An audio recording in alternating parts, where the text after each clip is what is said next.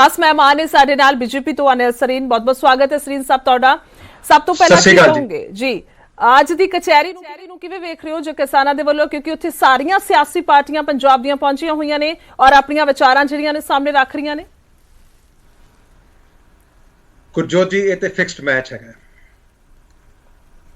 ਤੁਸੀਂ ਇਸ ਗੱਲ ਤੋਂ ਅੰਦਾਜ਼ਾ ਲਾ ਸਕਦੇ ਹੋ, ਜਿਹੜੀ ਗੱਲ ਅਸੀਂ ਇੰਨੇ ਸਮੇਂ ਤੋਂ ਕਹਿੰਦੇ ਆ ਰਹੇ ਸੀਗੇ ਕਿ ਪੂਰੇ ਦਾ ਪੂਰਾ ਅੰਦੋਲਨ ਰਾਜਨੀਤੀ ਤੋਂ ਪ੍ਰੇਰਿਤ ਹੈ, ਅੱਜ ਸਾਡੀ ਗੱਲ ਉਹ ਸੱਚ ਸਾਬਤ ਹੋ ਗਈ ਹੈ। ਚੁਣਾਵ ਦਾ ਵਰਾ ਹੋਵੇ ਔਰ ਰਾਜਨੀਤਿਕ ਪਾਰਟੀਆਂ ਨੂੰ ਇਹ ਕਿਹਾ ਜਾਵੇ ਕਿ ਤੁਸੀਂ ਚੁਣਾਵ ਪ੍ਰਚਾਰ ਨਾ ਕਰੋ, ਸਾਡੇ ਅੰਦੋਲਨ ਨੂੰ ਸੱਟ ਵੱਜੇਗੀ ਜੀ। ਤੁਸੀਂ ਇੱਥੋਂ ਹੀ ਅੰਦਾਜ਼ਾ ਲਾ ਸਕਦੇ ਹੋ ਕਿ ਇਹਨਾਂ ਕਿਸਾਨ ਜਥੇਬੰਦੀਆਂ ਦੇ ਲੀਡਰਾਂ ਦੇ ਪੱਲੇ ਕੀ ਹੈਗਾ। ਔਰ ਅਸੀਂ ਪਹਿਲੇ ਦਿਨ ਤੋਂ ਕਹਿ ਰਹੇ ਸੀਗੇ ਕਿ ਜਿੰਨੀ ਵੀ ਭੀੜ ਉੱਥੇ ਇਕੱਠੀ ਹੋਈ ਹੈ, ਔਰ ਅਸੀਂ ਨਹੀਂ ਕਹਿ ਰਹੇ ਸੀ, ਇਹਨਾਂ ਸਾਰੀਆਂ ਰਾਜਨੀਤਿਕ ਪਾਰਟੀਆਂ ਦੇ ਪ੍ਰਧਾਨਾਂ ਨੇ ਵੀ ਕਿਹਾ, ਜਾਖੜ ਸਾਹਿਬ ਨੇ ਔਨ ਰਿਕਾਰਡ ਕਿਹਾ, ਮੰਚ ਤੋਂ ਕਿਹਾ, ਰੈਲੀ 'ਚ ਕਿਹਾ, ਤੁਹਾਡੇ ਚੈਨਲ ਨੇ ਵੀ ਬ੍ਰੌਡਕਾਸਟ ਕੀਤਾ ਕਿ ਅਸੀਂ ਆਪਣੇ ਵਰਕਰਸ ਨੂੰ ਕਿਸਾਨੀ ਝੰਡੇ ਥੱਲੇ ਭੇਜਿਆ। ਸੁਖਬੀਰ ਸਿੰਘ ਬਾਦਲ ਜੀ ਨੇ ਕਿਹਾ ਕਿ ਅਸੀਂ ਕਿਸਾਨੀ ਝੰਡੇ ਥੱਲੇ ਆਪਣੇ ਵਰਕਰਸ ਨੂੰ ਭੇਜਿਆ ਜੀ। ਆਪ ਨੇ ਕਿਹਾ ਕਿ ਕਿਸਾਨੀ ਝੰਡੇ ਥੱਲੇ ਅਸੀਂ ਆਪਣੇ ਵਰਕਰਸ ਨੂੰ ਭੇਜਿਆ। ਹੁਣ ਪ੍ਰੋਬਲਮ ਇੱਥੇ ਆ ਗਈ ਹੈ ਕਿ ਚੁਣਾਵੀ ਵਿਰਾ ਹੈਗਾ ਜੀ, ਸਾਰੀਆਂ ਪਾਰਟੀਆਂ ਨੇ ਲੋਕਾਂ ਤੱਕ ਜਾਣਾ ਹੈਗਾ। नहीं मसला सरीन साहब अगर गल करिए तो अज जो हुण बयान दे रहे थे श्रोमणी अकाली दल ने मीटिंग की थी, उन्होंने कहा कि जेकर तुहानू लोड़ है तो असी अपने वर्कर भेजते हैं तुहाडे कोल, मतलब उन्होंने सुझाव दिते ने किसानों नूं। शुरुआत च आपां थोड़ा जिहा जाइए, अगर इस अंदोलन की गल करते हैं तो तुहानू भी याद होएगा कि सारियां ही सियासी पार्टियां नूं मना कर दिता सी कि कोई भी साडे धरने दे विच नहीं आएगा, ना ही वो बैठेगा साडे नाल, जेकर कोई आएगा अपने नुकसान का खुद जिम्मेदार होएगा। ते हुण तक मन सकते हैं कि किसान उसी बयान ते अड़े होए ने। हालांकि कईयां ने जाण दी कोशिश भी की तो उन्हां दा भी उत्थों कहा गया कि नहीं, तुसीं हाथ जोड़ के बेनती है, तुसीं इत्थों चले जाओ। मतलब किसानां दा शायद उन्हां नूं इसी गल दा डर सीगा कि सानूं कोई ये ना कह देवे कि असीं रले होए हां ते अज कचहरी भी ताईयों बैठी हैगी है। तुहानूं नहीं लगदा? नहीं गुरजोत जी, ये तो ड्रामेबाजी सीगी। वर्कर सारे आ जान, लीडर ना आन, क्या मजाक है? वर्कर तो सारे भेजो जी, लेकिन लीडर कोई ना आवे, क्योंकि लगे नॉन पोलिटिकल लोगों को बेवकूफ बनाने की गल सी ना कि सारा नॉन पोलिटिकल है। ये 100% मैंने एक चीज दसो, पंजाब ਦੇ ਪਹਿਲਾਂ 22 ਜ਼ਿਲ੍ਹੇ ਸੀ, ਹੁਣ ਚਲੋ 23 ਜ਼ਿਲ੍ਹੇ ਹੋ ਗਏ ਜੀ। 23 ਜ਼ਿਲ੍ਹੇ 32 ਜਥੇਬੰਦੀਆਂ ਤੇ ਇਹਨਾਂ ਦਾ ਵਜੂਦ ਕਿੰਨਾ ਕੁ ਹੋਏਗਾ ਆਪਾਂ ਸਾਰੇ ਅੰਦਾਜ਼ਾ ਲਗਾ ਸਕਦੇ ਹਾਂ। ਜੇ ਇਹਨਾਂ ਦਾ ਆਪਣਾ ਵਜੂਦ ਇੰਨਾ ਸਟਰੋਂਗ ਹੈ ਤੇ ਪੋਲੀਟੀਕਲ ਪਾਰਟੀਆਂ ਨੂੰ ਕਿਉਂ ਕਹਿ ਰਹੇ ਆਪਣੀ ਰੈਲੀਆਂ ਨਾ ਕਰੋ? ਜੇ ਤੁਸੀਂ ਰੈਲੀਆਂ ਕਰੋਗੇ ਤੁਹਾਡੇ ਵਰਕਰ ਆ ਜਾਣਗੇ, ਤੁਹਾਡੀਆਂ ਰੈਲੀਆਂ 'ਚ ਆਣਗੇ ਤੇ ਸਾਡੇ ਅੰਦੋਲਨ ਨੂੰ ਢਾਲ ਲੱਗੇਗੀ। ਜਿਹੜੀ ਚੀਜ਼ ਅਸੀਂ ਕਹਿ ਰਹੇ ਸੀ ਇੰਨੇ ਚਿਰ ਤੋਂ ਕਿ ਇਸ ਕਿਸਾਨੀ ਅੰਦੋਲਨ ਦੇ ਵਿੱਚ ਪੂਰਾ ਰਾਜਨੀਤੀ ਤੋਂ ਪ੍ਰੇਰਿਤ ਹੈ, ਇੱਥੇ ਰਾਜਨੀਤਿਕ ਪਾਰਟੀਆਂ ਦੇ ਕਾਰਜਕਰਤਾ ਜਿਹੜੇ ਹੈਗੇ ਨੇ ਭੇਜੇ ਹੋਏ ਨੇ ਜੀ। ਔਰ ਅੱਜ ਉਹੀ ਗੱਲ ਸਾਡੀ ਗੱਲ ਤੇ ਬਿਲਕੁਲ ਵਿੰਡੀਕੇਟ ਹੋਈ ਹੈ। ਅੱਜ ਕਿਸਾਨ ਜਥੇਬੰਦੀਆਂ ਇਹ ਕਹਿ ਰਹੀਆਂ ਨੇ ਕਿ ਜੇ ਰਾਜਨੀਤਿਕ ਪਾਰਟੀਆਂ ਆਪਣਾ ਰਾਜਨੀਤਿਕ ਕਾਰਜਕ੍ਰਮ ਕਰਨਗੀਆਂ ਚੁਣਾਵ ਨੂੰ ਲੈ ਕੇ, ਉਹਨਾਂ ਦੇ ਵਰਕਰ ਉਹਦੇ 'ਚ ਪਾਰਟਿਸਿਪੇਟ ਕਰਨਗੇ ਤੇ ਸਾਡੇ ਅੰਦੋਲਨ ਨੂੰ ਢਾਲ ਲੱਗੇਗੀ। ਅੰਡਰਸਟੂਡ ਹੋ ਗਿਆ ਕਿ ਜੋ ਅਸੀਂ ਕਹਿ ਰਹੇ ਸੀ ਉਹ ਬਿਲਕੁਲ ਸੱਚ ਸਾਬਤ ਹੋ ਗਿਆ। ਦੂਜਾ ਪੱਖ ਵੀ ਹੈ ਸਰੀਨ ਸਾਹਿਬ, ਜੇਕਰ ਇੱਥੇ ਗੱਲ ਕਰੀਏ ਤਾਂ ਹੁਣ ਵੀ ਸਵਾਲ ਪੁੱਛਿਆ ਗਿਆ ਸੀ ਤੇ बीजेपी ਦੇ ਪੈਨਲ ਦੀ ਗੱਲ ਜਦੋਂ ਤੁਰੀ ਹੈ ਤਾਂ ਉਹਨਾਂ ਨੇ ਕਿਹਾ, ਕਿਸਾਨ ਆਗੂਆਂ ਨੇ, ਕਿ ਬੀਜੇਪੀ ਦਾ ਅਸੀਂ ਸਮਾਜਿਕ ਤੌਰ ਤੇ ਬਾਈਕਾਟ ਕੀਤਾ ਹੋਇਆ, ਨਹੀਂ ਤਾਂ ਸ਼ਾਇਦ ਉਹਨਾਂ ਨਾਲ ਵੀ ਗੱਲਬਾਤ ਹੁੰਦੀ ਜੇ ਉਹ ਗੱਲਬਾਤ ਉਸ ਲਹਿਜ਼ੇ ਦੇ ਨਾਲ ਕਰਦੀ, ਕਿਉਂਕਿ ਸਿਰਫ ਪੰਜਾਬ ਪੱਧਰੀ ਗੱਲ ਹੋ ਰਹੀ ਹੈ। ਹਾਲਾਂਕਿ ਸੁਝਾਏ ਵੀ ਗਏ ਨੇ ਕਿ ਨੈਸ਼ਨਲ ਪੱਧਰ ਤੇ ਹੀ ਸਾਰਾ ਇਹ ਮੋਰਚਾ ਜਿੱਦਾਂ ਬੈਠਿਆ ਹੋਇਆ ਉਹ ਬੈਠਣਾ ਚਾਹੀਦਾ। ਤੁਹਾਨੂੰ ਇੱਥੇ ਕੀ ਲੱਗਦਾ ਕਿ ਦੂਸਰੇ ਪੱਖ ਦੀ ਜੇਕਰ ਗੱਲ ਕਰੀਏ ਤਾਂ ਹੁਣ ਇਲੈਕਸ਼ਨ ਦਾ ਸਮਾਂ ਹੈਗਾ कि दबाव किस तरह के नाल केंद्र सरकार ते बनाया जावे पंजाब दे विच, क्योंकि बीजेपी का भी कहना सी 117 दी 117 सीटां ते लड़ना है। सो शायद उस तरीके दे नाल सारे इकट्ठे हो रहे ने। बेशक तुसीं कह रहे हो, तुहाडा पक्ष भी सुन लैंदे आ। गुरजोत जी बिल्कुल सही कह रहे हो तुसीं। इन्हां नूं ਇਹ ਸਾਰੀਆਂ ਪਾਰਟੀਆਂ ਨੂੰ बीजेपी तो डर लगदा पिया कि जे बीजेपी ने जाके किसानां नूं लोगां नूं अपणीਆਂ नीतियां समझा दित्तियां ते साडीਆਂ दुकानदारियां बंद हो जाणगीਆਂ जी।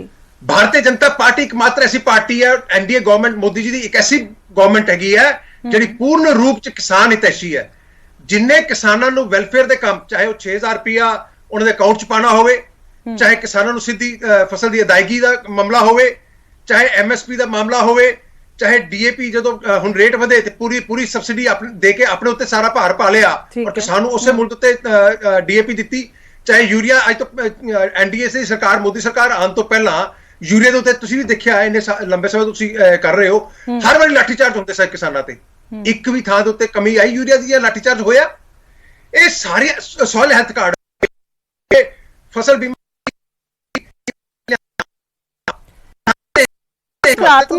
ਪੰਜ ਸਰਕਾਰ ਤੁਹਾਨੂੰ ਕਿਉਂ ਲੱਗਦਾ ਕਿੱਥੇ ਪਿੱਛੇ ਰਹਿ ਗਈ ਹੈ? ਹਾਂਜੀ, ਨਹੀਂ ਅਸੀਂ ਪਿੱਛੇ ਨਹੀਂ ਰਹੇ।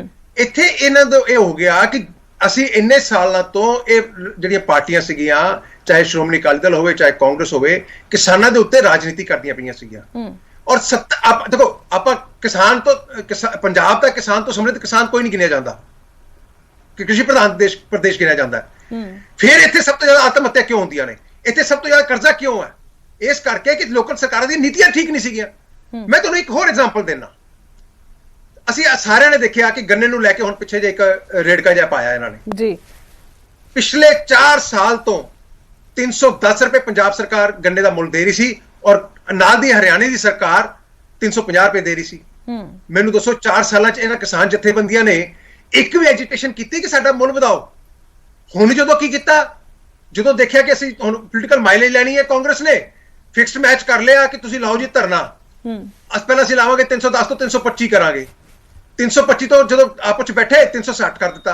ਮੇਰਾ ਕਿਸਾਨ ਜਥੇਬੰਦੀਆਂ ਦਾ ਸਿੱਧਾ ਆਰੋਪ ਹੈ, ਜੇ ਇਹਨਾਂ ਨੇ ਉਸ ਵੇਲੇ, ਤੁਹਾਨੂੰ ਯਾਦ ਹੋਏਗਾ, ਤੁਹਾਡੇ ਚੈਨਲ ਨੇ ਵੀ ਬ੍ਰੌਡਕਾਸਟ ਕੀਤਾ, ਮੀਟਿੰਗ ਤੇ ਜਾਣ ਤੋਂ ਪਹਿਲਾਂ ਇਹਨਾਂ ਕਿਸਾਨ ਜਥੇਬੰਦੀਆਂ ਨੇ ਕਿਹਾ ਸੀਗਾ ਕਿ ਸਾਡੀ ਲਾਗਤ 470 ਰੁਪਏ ਪੈਂਦੀ ਹੈ ਜੀ।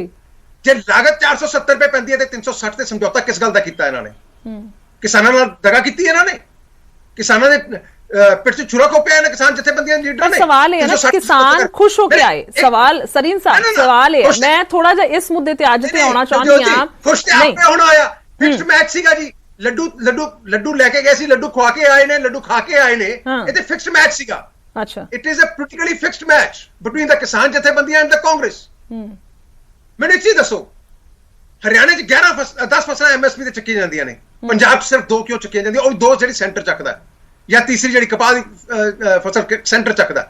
ਪੰਜਾਬ ਸਰਕਾਰ ਚਾਹੇ ਕਿਸੇ ਵੀ ਪਾਰਟੀ ਦੀ ਰਹੀ ਹੋਵੇ ਹੁਣ ਤੱਕ, ਇੱਕ ਵੀ ਫਸਲ ਜਿਹੜੀ ਹੈਗੀ ਆ ਇਹਨਾਂ ਨੇ ਐਮਐਸਪੀ ਤੇ ਨਹੀਂ ਚੱਕੀ, ਤੇ ਹਰਿਆਣਾ 10 ਫਸਲਾਂ ਜੇ ਚੱਕ ਸਕਦਾ ਤੇ ਪੰਜਾਬ ਮੈਂ ਇੱਕ ਉਦਾਹਰਨ ਦਊਂਗੀ ਤੁਹਾਨੂੰ। ਕਹਿੰਦੇ ਨੇ ਪੰਜਾਬੀ 'ਚ ਬਹੁਤ ਸੋਹਣੀ ਉਦਾਹਰਨ ਹੈ, ਹਸਾਏ ਦਾ ਨਾਂ ਨਹੀਂ ਹੁੰਦਾ, ਰਵਾਏ ਦਾ ਹੋ ਜਾਂਦਾ। ਤੁਹਾਨੂੰ ਲੱਗਦਾ ਹੈ ਕਿ ਇੰਨਾ ਸਭ ਕੁਝ ਕਰਨ ਦੇ ਬਾਵਜੂਦ ਵੀ ਸਿਰਫ ਇੱਕ ਖੇਤੀ ਕਾਨੂੰਨ ਨੇ ਜਿਹੜਾ ਜਿੱਥੇ ਕਿ ਕੁੰਡੀ ਫਸੀ ਹੋਈ ਹੈ, ਇਸ ਨੂੰ ਕਿਸ ਤਰ੍ਹਾਂ ਦੇ ਨਾਲ ਸਰਕਾਰ ਅੱਗੇ ਸੋਚੀ? ਯਾਨੀ ਕਿ ਮੈਂ ਸਿੱਧਾ ਸਵਾਲ ਪੰਜਾਬ ਦੀ ਲੀਡਰਸ਼ਿਪ ਨੂੰ ਵੀ ਕਰੂੰਗੀ, ਕਿਉਂਕਿ ਬਹੁਤ ਸਾਰੀਆਂ ਚੀਜ਼ਾਂ ਹੋਈਆਂ, ਅਨਿਲ ਜੋਸ਼ੀ ਹੋਰੀ ਗਏ, ਸਭ ਨੇ ਸਵਾਲ ਚੁੱਕੇ, ਜਿਆਣੀ ਸਾਹਿਬ ਵੀ ਪਹਿਲਾਂ ਸਵਾਲ ਚੁੱਕ ਰਹੇ ਸੀ, ਪਰ ਬਾਅਦ ਦੇ ਵਿੱਚ ਹੁਣ ਖੈਰ ਉਹਨਾਂ ਦਾ ਵੀ ਕਹਿਣਾ ਕਿ ਚੰਗੇ ਨੇ ਕਾਨੂੰਨ।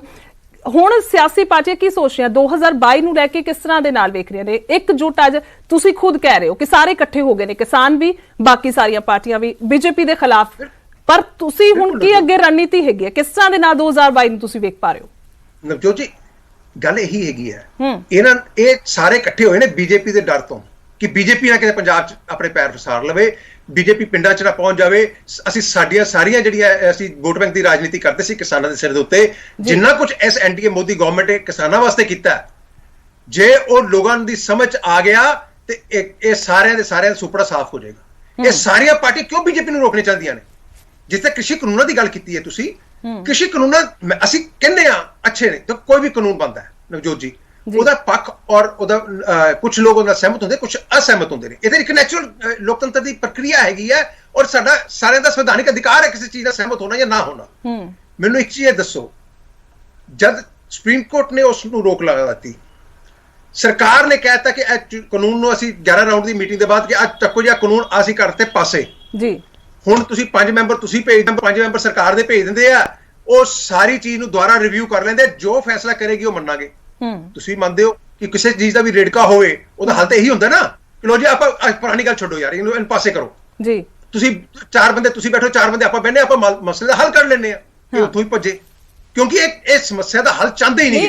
ਮੈਂ ਉਹੀ ਪੁੱਛਣਾ ਚਾਹੁੰਦੀ ਹਾਂ, ਸਿਆਣਪ ਸ਼ਾਇਦ ਇਸੇ ਚ ਹੀ ਹੈ, ਜਿਵੇਂ ਬਾਕੀ ਪਾਰਟੀਆਂ ਦੇ ਪੈਨਲ ਗਏ ਨੇ 4 ਬੰਦੇ, 5 ਜਿਹੜੇ ਜੇ ਉਹ ਬੀਜੇਪੀ ਦੇ ਬੇਸਿਕ ਸਮਾਜਿਕ ਬਾਈਕਾਟ ਕੀਤਾ ਹੋਇਆ, ਕੀ ਕੋਈ ਇਸ ਤਰ੍ਹਾਂ ਦੇ ਨਾਲ ਹੱਲ ਹੋ ਸਕਦਾ ਹੈ ਕਿ ਕੁਝ ਗੱਲਬਾਤ ਕਰਨ ਦਾ ਸੋਚਿਆ ਜਾ ਸਕੇ, ਜਾਂ ਫਿਰ ਏਦਾਂ ਦਾ ਮਾਹੌਲ ਬਣੇ? ਕਿਉਂਕਿ ਜਿਵੇਂ ਕੱਲ ਜੇਪੀ ਦੇ ਨਾਲ ਵੀ ਕਹਿ ਰਹੇ ਸੀ ਕਿ ਸਾਡਾ ਵੀ ਮੂੰਹ ਮਿੱਠਾ ਕਰਾਓ ਆ ਕੇ ਜੇਕਰ ਗੰਨੇ ਦੇ ਰੇਟ ਅਸੀਂ ਵਧਾਏ ਨੇ। ਸੋ ਇੱਕ ਕਹਿੰਦੇ ਨੇ ਵਾਈਬਸ ਹੁੰਦੀਆਂ ਨੇ, ਪੋਜ਼ਿਟਿਵ ਵਾਈਬਸ ਦੇ ਨਾਲ ਕੋਈ ਕੰਮ ਹੋ ਸਕਦਾ, ਜਾਂ ਫਿਰ ਜਿਹੜਾ ਮਸਲਾ ਹੈ ਵੱਡਾ ਕਾਨੂੰਨ ਦਾ, ਉਸ ਨੂੰ ਲੈ ਕੇ ਹੁਣ ਕੇਂਦਰ ਸਰਕਾਰ ਕੀ ਸੋਚ ਰਹੀ ਹੈ ਕਿ 22 ਤੋਂ ਪਹਿਲਾਂ ਉਸ ਨੂੰ ਹੱਲ ਕਰਨਾ ਹੈ, ਜਾਂ ਕਿਸ ਤਰ੍ਹਾਂ ਦੇ ਨਾਲ ਵੇਖਿਆ ਜਾ ਰਿਹਾ ਹੈ?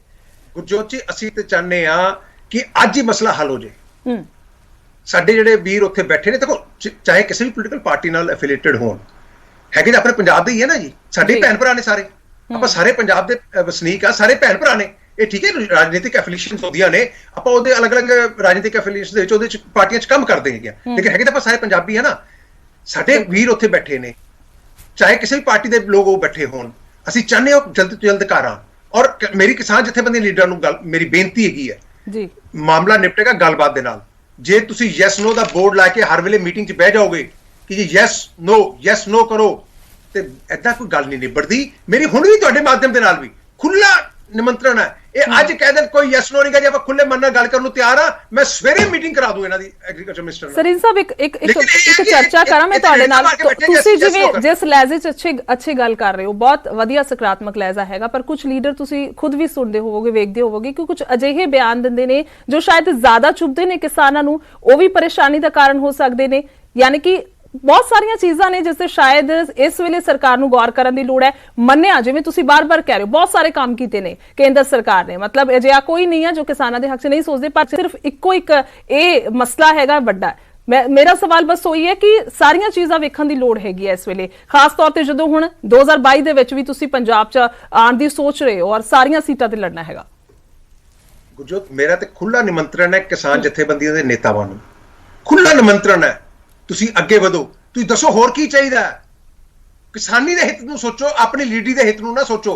ਆਪਣੀ ਲੀਡਰੀ ਚਮਕਾਉਣ ਦੇ ਚੱਕਰ ਦੇ ਵਿੱਚ ਕਿਸਾਨਾਂ ਨੂੰ ਨਾ ਮਾਰੋ। ਤੁਸੀਂ ਹੁਕਮ ਕਰੋ ਕੀ ਚਾਹੀਦਾ ਪੰਜਾਬ ਦੇ ਕਿਸਾਨ ਨੂੰ ਜਾਂ ਦੇਸ਼ ਦੇ ਕਿਸਾਨ ਨੂੰ। ਇਹ ਸਰਕਾਰ ਉਹ ਸਭ ਕੁਝ ਦੇਣ ਨੂੰ ਤਿਆਰ ਹੈ ਜੋ ਵਾਜਬ ਹੈਗਾ। ਕੇਂਦਰ ਦੀ ਸਰਕਾਰ, ਮੋਦੀ ਸਰਕਾਰ ਕਿਸਾਨਾਂ ਦੀ ਸਰਕਾਰ ਹੈ, ਕਿਸਾਨ ਹਿਤੈਸ਼ੀ ਸਰਕਾਰ ਹੈ, ਕਿਉਂਕਿ ਅਸੀਂ ਸਮਝਦੇ ਹੈਗੇ ਆ ਜੇ ਦੇਸ਼ ਦਾ ਕਿਸਾਨ ਖੁਸ਼ਹਾਲ ਨਹੀਂ ਹੋਏਗਾ, ਦੇਸ਼ ਤਰੱਕੀ ਨਹੀਂ ਕਰ ਸਕਦਾ। ਅਸੀਂ ਕਿਸਾਨ ਜਥੇਬੰਦੀਆਂ ਨੂੰ, ਨੇਤਾਵਾਂ ਨੂੰ ਤੁਹਾਡੇ ਮਾਧਿਅਮ ਨਾਲ ਮੈਂ ਅਪੀਲ ਕਰਦਾ, ਬੇਨਤੀ ਕਰਦਾ, ਹੱਥ ਜੋੜ ਕੇ ਬੇਨਤੀ ਕਰਦਾ, ਤੁਸੀਂ ਦੱਸੋ ਕਿਸਾਨਾਂ ਦੇ ਹਿੱਤ ਤੁਹਾਨੂੰ ਕੀ ਚਾਹੀਦਾ। ਆ ਯੈਸ ਨੋ ਦਾ ਰੇੜਕਾ ਛੱਡੋ, ਗੱਲਬਾਤ ਤੇ ਆਓ, ਔਰ ਜਿਹੜੀ ਚੀਜ਼ ਤੁਸੀਂ ਕਿਸਾਨ ਹਿੱਤ 'ਚ ਕਹਿੰਦੇ ਹੋ, ਜਿਹੜੀ ਵਾਜਬ ਹੋਏਗੀ, ਕੇਂਦਰ ਸਰਕਾਰ ਖੁੱਲੇ ਮਨ ਨਾਲ ਉਸ ਗੱਲ ਨੂੰ ਮੰਨਣ ਨੂੰ ਤਿਆਰ ਹੈ, ਉਸ ਨੂੰ ਪੂਰਾ ਕਰਨ ਵਾਸਤੇ ਤਿਆਰ ਹੈ, ਕਿਉਂਕਿ ਅਸੀਂ ਕਿਸਾਨਾਂ ਦਾ ਵੈਲਫੇਅਰ ਚਾਹੁੰਦੇ ਆ, ਕਿਸਾਨਾਂ ਦਾ ਭਲਾ ਚਾਹੁੰਦੇ ਆ। ਅਸੀਂ ਕੋਈ ਇਹਦੇ ਤੇ ਰਾਜਨੀਤੀ ਨਹੀਂ ਕਰਨੀ ਚਾਹੁੰਦੇ, ਅਸੀਂ ਕੋਈ ਇਹਦੇ 'ਚੋਂ ਕੁਝ ਖੱਟਣਾ ਨਹੀਂ ਚਾਹੁੰਦੇ, ਸਿਰਫ ਕਿਸਾਨ ਦਾ ਔਰ ਦੇਸ਼ ਦਾ ਭਲਾ ਚਾਹੁੰਦੇ ਆ। ਤੁਸੀਂ ਖੁੱਲੇ ਮਨ ਨਾਲ ਆਓ, ਜੋ ਕਹੋਗੇ, ਜੋ ਕਿਸਾਨ ਹਿੱਤ 'ਚ ਹੋਏਗਾ, ਉਹ ਕੇਂਦਰ ਸਰਕਾਰ 1 ਮਿੰਟ 'ਚ ਮੰਨੇਗੀ, 1 ਮਿੰਟ 'ਚ ਮੰਨੇਗੀ, ਦੂਜਾ ਮਿੰਟ ਨਹੀਂ ਲਾਏਗੀ। ਲੇਕਿਨ ਤੁਸੀਂ ਆਪਣੀ ਲੀਡਰੀ ਚਮਕਾਉਣ ਦੇ ਚੱਕਰ 'ਚ, ਯੈਸ ਨੋ ਦੇ ਚੱਕਰ ਦੇ ਵਿੱਚ ਜੇ ਏਦਾਂ ਹੀ ਬੈਠੇ ਰਹੋਗੇ ਤੇ ਇਹਦੇ ਨਾਲ ਕਿਸਾਨ ਦਾ ਵੀ ਨੁਕਸਾਨ ਹੋਏਗਾ, ਪੰਜਾਬ ਦਾ ਵੀ ਨੁਕਸਾਨ ਹੋਏਗਾ, ਦੇਸ਼ ਦਾ ਵੀ ਨੁਕਸਾਨ ਹੋਏਗਾ। ਬਿਲਕੁਲ, ਪਰ ਇਸ ਵੇਲੇ ਹਾਂ ਸਰੀਨ ਸਾਹਿਬ, ਇਸ ਵੇਲੇ ਕਾਫੀ ਇੱਕ ਵੱਡਾ ਨੁਕਸਾਨ ਕਹਿ ਸਕਦੇ ਆ ਬੀਜੇਪੀ ਦਾ ਹੁੰਦਾ ਨਜ਼ਰ ਆ ਰਿਹਾ, ਜਿਸ ਤਰ੍ਹਾਂ ਦੇ ਨਾਲ ਪ੍ਰਚਾਰ ਨੂੰ ਲੈ ਕੇ ਵੀ, ਕਿਉਂਕਿ ਅੱਜ ਲੱਗਦਾ ਹੈ ਕਿ ਜੋ ਵੀ ਸਹਿਮਤੀ ਬਣੇਗੀ, ਹੁਣ ਤੱਕ ਸੀਗਾ ਕਿ ਕੋਈ ਵੀ ਪਾਰਟੀ ਪ੍ਰਚਾਰ ਨਹੀਂ ਸੀ ਕਰ ਪਾ ਰਹੀ ਖੁੱਲੇ ਤੌਰ ਤੇ, ਸਭ ਦਾ ਵਿਰੋਧ ਹੋ ਰਿਹਾ ਸੀ। ਹੋ ਸਕਦਾ ਹੈ ਕਿ ਅੱਜ ਸਾਰੀਆਂ ਪਾਰਟੀਆਂ 'ਚ ਆਪਸੀ ਕਿਸਾਨਾਂ ਦੇ ਨਾਲ ਸਹਿਮਤੀ ਬਣ ਜਾਵੇ ਤੇ ਉਸ ਤੋਂ ਬਾਅਦ ਖੁੱਲੇ ਤੌਰ ਤੇ ਉਹ ਪ੍ਰਚਾਰ ਕਰ ਸਕਣ, ਜਾਂ ਫਿਰ ਸਿਸਟਮ ਬਣ ਜਾਵੇ, ਇੱਕ ਦਿਨ ਅਕਾਲੀ ਦਲ ਨੇ ਕਰਨਾ, ਇੱਕ ਦਿਨ ਕਾਂਗਰਸ ਤੇ ਇੱਕ ਦਿਨ ਆਪ, ਜੋ ਵੀ ਹੈ। ਸੋ ਉਸ ਮੁਤਾਬਿਕ ਗਜੇਂਦਰ ਸ਼ੇਖਾਵਤ ਹੋਰੀ ਲਗਾਏ ਗਏ ਨੇ, ਜ਼ਿੰਮੇਵਾਰੀ ਵੱਡੀ ਦਿੱਤੀ ਗਈ ਹੈ, ਹਰਦੀਪ ਪੁਰੀ ਲਗਾਏ ਗਏ ਨੇ ਖਾਸ ਤੌਰ ਤੇ ਚੋਣਾਂ ਦੇ ਲਈ। ਕੀ ਕੁਝ ਪਲੈਨਿੰਗ ਕੀਤੀ ਜਾ ਰਹੀ, ਕਿਸ ਤਰ੍ਹਾਂ ਦੇ ਨਾਲ ਰਣਨੀਤੀ ਬਣਾ ਰਹੇ ਨੇ, ਕੀ ਸੋਚਿਆ ਜਾ ਰਿਹਾ? ਕਿਉਂਕਿ ਸਭ ਤੋਂ ਵੱਡਾ ਸਵਾਲ ਹੋਰ ਕੋਈ ਨਹੀਂ ਹੈ ਇਸ ਵੇਲੇ, ਜੇਕਰ ਰੋੜਿਆਂ ਦੀ ਗੱਲ ਕੀਤੀ ਜਾਵੇ ਸੜਕ ਤੇ ਬੀਜੇਪੀ ਦੇ ਲਈ ਸਭ ਤੋਂ ਵੱਡਾ ਖੇਤੀ ਕਾਨੂੰਨ ਹੈ। ਗੁਰਜੋਤ ਜੀ, ਬੜੀ ਹੈਰਾਨੀ ਦੀ ਗੱਲ ਹੈ। ਮੈਂ ਕਿਹੜੇ ਸ਼ਬਦਾਂ ਚੋਂ ਕਹਾਂ, ਕਿਉਂਕਿ ਕਈ ਵਾਰੀ ਸ਼ਬਦ ਜਿਹੜੇ ਹੈਗੇ ਨੇ ਫਿਰ ਬਹੁਤ ਦੂਰ ਤੱਕ ਚਲੇ ਜਾਂਦੇ ਨੇ ਜੀ। ਇਹ ਡਰਦੇ ਕਿਉਂ ਨੇ ਬੀਜੇਪੀ? ਜੇ ਬੀਜੇਪੀ ਪਿੰਡਾਂ 'ਚ ਜਾਏਗੀ ਤੇ ਡਰਦੇ ਕਿਉਂ ਨੇ? ਲੋਕਤੰਤਰ ਹੈ, ਤੁਸੀਂ ਆਪਣੀ ਗੱਲ ਕਹੋ, ਤੁਸੀਂ ਨਹੀਂ ਸਹਿਮਤ ਹੈਗੇ ਕਾਨੂੰਨਾਂ ਨਾਲ, ਤੁਸੀਂ ਆਪਣਾ ਪੱਖ ਰੱਖੋ। ਸਾਨੂੰ ਪੱਖ ਰੱਖਣ ਤੋਂ ਕਿਉਂ ਰੋਕਿਆ ਜਾ ਰਿਹਾ ਹੈ?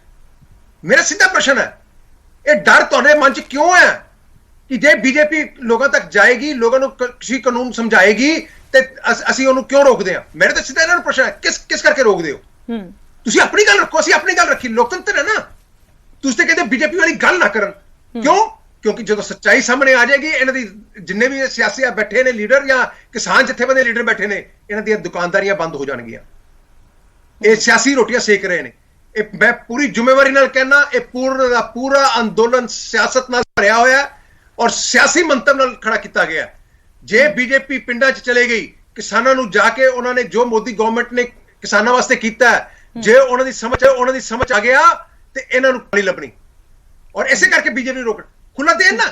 ਤੁਸੀਂ ਵੀ ਆਪਣੇ ਕਰੋ, ਅਸੀਂ ਵੀ ਆਪਣਾ ਕਰੀਏ, ਸਾਨੂੰ ਦਿਓ ਨਾ। ਕਿਉਂ ਸਾਨੂੰ ਘਰਾਂ 'ਚ ਬੰਦ ਕਰਨਾ ਚਾਹੁੰਦੇ ਹੋ? ਸਾਰੀਆਂ ਪਤਾ ਹੈ ਸਰੀਨ ਸਾਹਿਬ, ਸਾਰੀਆਂ ਸਥਿਤੀਆਂ ਜੋ ਵੀ ਹੈ ਤੁਹਾਡੇ ਵੀ ਸਾਹਮਣੇ ਹੈ। ਬਹੁਤਾ ਅਸੀਂ ਚਰਚਾ ਜ਼ਿਆਦਾ ਇਸ ਦੀ ਨਾ ਕਰੀਏ ਕਿ ਸਥਿਤੀਆਂ ਕੀ ਨੇ।